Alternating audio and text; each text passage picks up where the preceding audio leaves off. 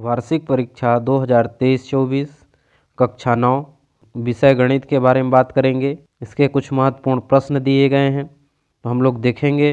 प्रश्न क्रमांक 1, सही विकल्प चुनकर लिखिए। विकल्प दिया गया है, 4 ऑप्शंस हैं, इसमें से सही उत्तर छांट के लिखना है। पहला प्रश्न है, निम्न में से परिमेय संख्या है, इसका सही उत्तर हो जाएगा बी नंबर √25। दूसरा है 5 के घात 2 के घात 2 का मान है कि जब किसी घात के ऊपर घात हो तो घातों का आपस में गुणा हो जाता है, तो इसका हो जाएगा 2 दूना 4 यानी 5 के घात 4, तो बी ऑप्शन जो है वो सही उत्तर हो जाएगा।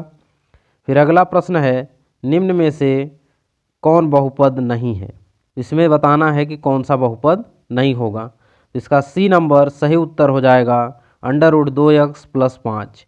अगला है a² + b² + 2ab का संक्षिप्त रूप है, तो ये जो लिखा गया है सर्व समीका a + b का होल स्क्वायर सूत्र है, यानी सी नंबर जो है इसका सही उत्तर हो जाएगा।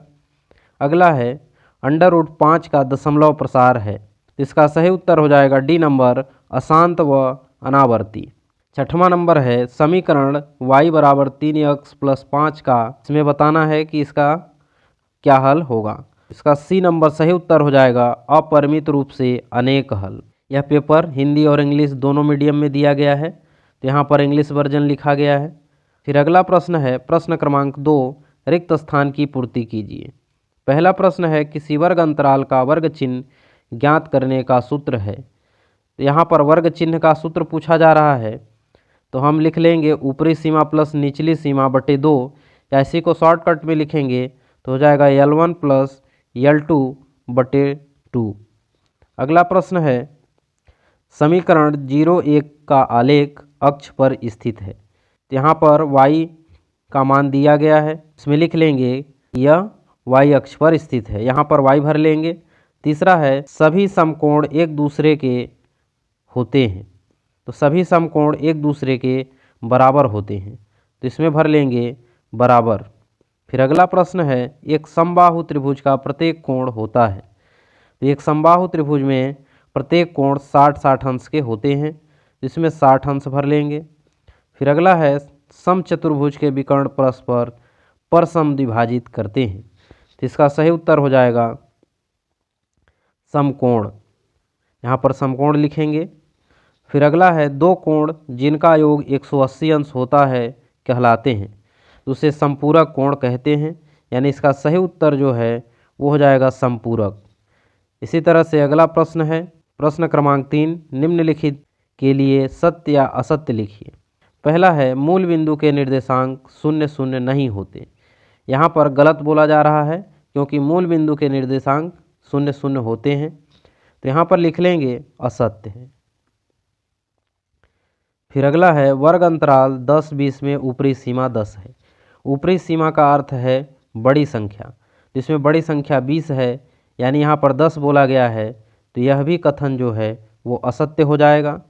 फिर तीसरा है, त्रिभुज की बराबर भुजाओं के सम्मुख कोण बराबर होते हैं, तो यह कथन जो है यह सत्य है।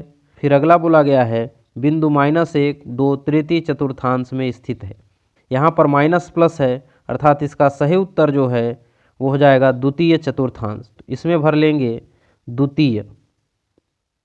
फिर अगला प्रश्न है, केंद्र को वृत्त पर किसी बिंदु से मिलाने वाला रेखाखंड वृत्त की त्रिज्या होती है, तो यह भी कथन जो है वह सत्य है। फिर अगला है, ऋजु कोण की माप 180 अंश होती है, तो यह भी कथन सत्य है, तो इस तरह से हमें सत्य सत्य लिख लेना है। फिर अगला प्रश्न है, प्रश्न क्रमांक 4, सही जोड़ी मिलाइए। यहाँ पर सही जोड़ी मिलाना है। पहला है, एक समचतुर्भुज में सम्मुख कोण, तो इसका सही उत्तर हो जाएगा बराबर, तो इसको लास्ट वाले मिला लेंगे।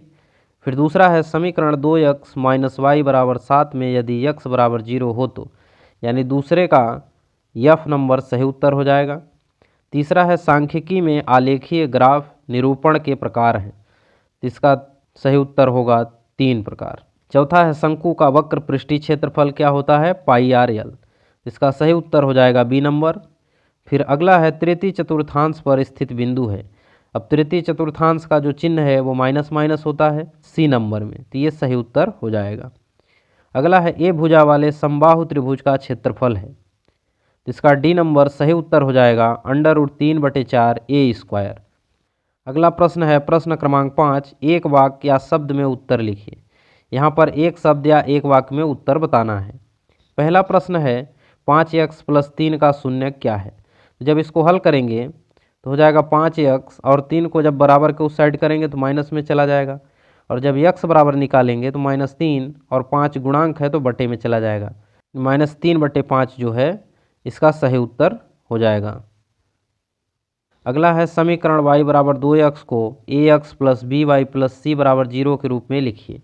तो हो जाएगा, जब 2 को पक्षांतरण करेंगे तो हो जाएगा -2x प्लस का y। अब c का मान कुछ नहीं है तो 0 मान सकते हैं। तो इस तरह से ये समीकरण हो जाएगा। फिर अगला प्रश्न है बिंदु -4, 3 किस चतुर्थांश में स्थित होगा। अब यहाँ पर चिन्ह जो है माइनस प्लस दिया गया है, तो माइनस प्लस जो है वो द्वितीय चतुर्थांश का होता है, तो इसमें लिख लेंगे द्वितीय चतुर्थांश। अगला प्रश्न है यदि एक किरण एक रेखा पर खड़ी हो तो इस प्रकार बने कोण आसन कोणों का योग क्या होता है। इसका सही उत्तर लिख लेंगे 180 अंश। फिर अगला प्रश्न है 3 असंरेख बिंदुओं से होकर अधिकतम कितने वृत्त खींचे जा सकते हैं। तो इसका सही उत्तर लिख लेंगे 1। फिर अगला है वृत्त की जीवा और छेदक रेखा को चित्र में दर्शाइए। वृत्त की सबसे बड़ी जीवा व्यास कहलाती है, तो सबसे पहले एक वृत्त बना लेंगे। बोला गया है जीवा को दर्शाना है, तो इसमें जीवा यानी वृत्त को 2 भागों में विभाजित करने वाली रेखा, ये हो जाएगी जीवा का चित्र। अगला वृत्त बनाएंगे। बोला गया है छेदक रेखा बनाना है। छेदक रेखा वह रेखा है जो वृत्त के 2 बिंदुओं को छेद करती है, यानी कुछ इस प्रकार से हमें छेदक रेखा का चित्र बना लेना है। यहाँ से यहाँ तक ये त्रिज्या हो जाएगी। अब इसके कुछ महत्वपूर्ण प्रश्न दिए गए हैं।